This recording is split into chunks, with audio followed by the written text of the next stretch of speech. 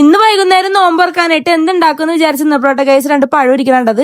അങ്ങനെ പിന്നെ പഴം വെച്ചിട്ട് കായ്പഴം ഉണ്ടാക്കാന്ന് വിചാരിച്ചിട്ടാ. അങ്ങനെ അതെ പഴമൊക്കെ അരിഞ്ഞ് നെയ്യിൽ വാട്ടിയെടുക്കാണ് കേട്ടോ. അങ്ങനെ അതൊക്കെ വാട്ടി വെച്ചിട്ട് പിന്നെ ബാറ്റർ റെഡിയാക്കണം. 2 മുട്ടയും പഞ്ചസാര ഏലക്കപ്പൊടി ഇട്ടിട്ട് വേഗം തന്നെ മിക്സിയിൽ അടിച്ചെടുക്കാണ് കേട്ടോ. അങ്ങനെ നമ്മുടെ ബാറ്റർ റെഡിയായി. ഇനി നമുക്ക് നേരത്തെ വാട്ടി വെച്ച പഴത്തിലേക്ക് ഈ ഒരു ബാറ്റർ ഒഴിച്ചു കൊടുക്കാം കേട്ടോ. അങ്ങനെ ബാറ്റർ ഒക്കെ ഒഴിച്ച് നന്നായിട്ട് മിക്സ് ആക്കിയതിന് ശേഷം നമ്മൾ പ്രീ ഹീറ്റ് ചെയ്തൊരു ചട്ടിയുടെ മുകളിലേക്ക് പാൻ വെച്ചിട്ട് നമ്മുടെ പഴം വേവിക്കാൻ വേണ്ടി വെച്ചിട്ടുണ്ട് കേട്ടോ.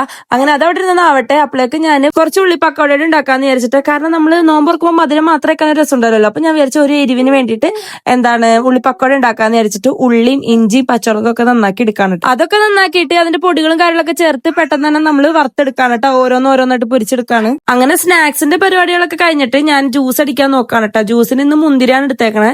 അമ്മായി കാലത്ത് തന്നെ മുന്തിരി തിളപ്പിച്ചിട്ടുണ്ടായിരുന്നു കേട്ടോ. അങ്ങനെ പിന്നെ മുന്തിരിയൊക്കെ വേഗം ജ്യൂസൊക്കെ അടിച്ചിട്ട് പിന്നെ ഫ്രൂട്ട്സ് അരിഞ്ഞ് വെക്കാണ് കേട്ടോ. ഷമാമാണ് അരിഞ്ഞത്.